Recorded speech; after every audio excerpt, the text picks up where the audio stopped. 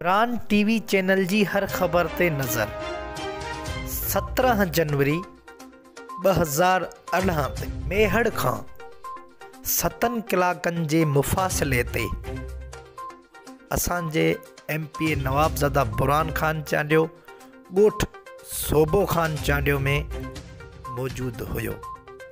वधीक स्क्रीन ते तव्हां ॾिसी रहिया आहियो असांजे चेयरमैन बिलावल भुट्टो ज़रदारी, असांजे सिंध जे वॾे वज़ीर सैयद मुराद अली शाह ऐं PP जा ॿिया MPA MNA ऐं DIG आलम ओढो। इन सभिनि जो नवाब साहब MPA नवाबज़ादा बुरहान खान इस्तक़बाल करे रहियो आहे 17 जनवरी ते 12 बजे। ऐं मेहड़ जो जेको वाक़ियो थियो आहे उहो थियो आहे 10 बजे। 7 कलाकनि जे मुफ़ासिले ते मेहड़ खां ॻोठ सोबो खान चांडियो में बुरहान खान चांडियो मौजूदु आहे।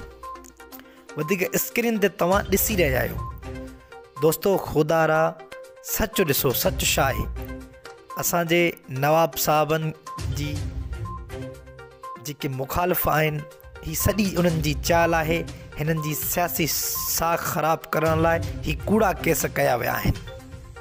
MPA नवाब सरदार खान चांडियो ऐं MPA नवाबज़ादा बुरहान खान चांडियो सां असां सुप्रीम कोर्ट इस्लामाबाद ऐं वज़ीर आज़म इमरान खान खे ऐं आला इदारनि खे ऐं एजेंसियुनि खे अपील था कयूं, ख़ुदा जे वास्ते ख़ुदारा ही वीडियो स्क्रीन ते ॾिसी रहिया आहियो। हुननि जी 35 सालनि खां पंहिंजी दुश्मनी आहे, जंहिंमें 11 खून थी चुका आहिनि मेहड़ वाक़े वारनि जा।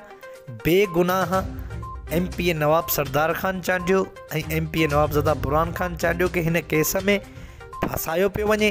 इहे हुननि जी सियासी मुखालफ़त जे करे। ऐं ख़ुदारा असां सुप्रीम कोर्ट खे अपील था कयूं त असांजे MPA नवाब साहबनि खे हिन कूड़े केस मां बाइज़त बरी केसनि मां बाइज़त